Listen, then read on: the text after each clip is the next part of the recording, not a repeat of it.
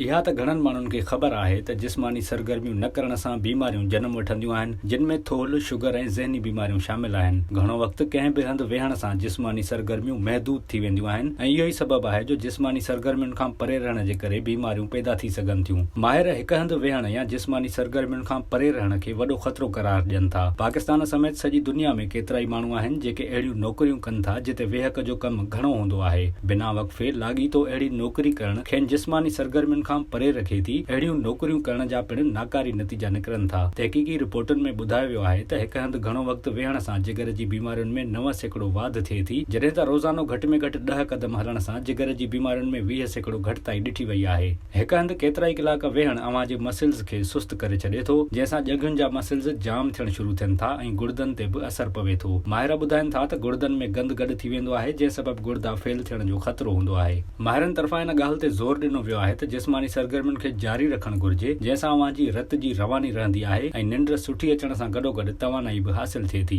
अक्सर इहो ॾिठो वियो आहे त घणो वक़्तु हिकु हंधि गुज़ारण वारा माण्हू ज़हनी दबाउ ऐं बेचैनी जो शिकार थी वेंदा आहिनि, छो त संदन समाजी राब्तो कटियल हूंदो आहे। इन जो असर संदन सिहत ते पवणु शुरू थी वेंदो आहे। महक़क़िक़नि इहो नतीजो वरितो आहे त लाॻीतो हिकु हंधि वेहण सां कैंसर जहिड़ी ख़तरनाक बीमारी बि थी सघे थी। जेके माण्हू 7 खां 8 कलाक हिकु हंधि वेही कमु कनि था या टीवी ॾिसनि था, उन्हनि में कैंसर जो ख़तरो 47% वधीक हूंदो आहे। इन खां सवाइ चेल्हि में सूर, कब्ज़, कोलेस्ट्रोल वधणु, शुगर, दिलि जूं बीमारियूं, हॾियुनि जो कमज़ोर थियणु, थोल ऐं अदरक जी बीमारी बि अहिड़नि माण्हुनि ते हमिलो करे सघे थी।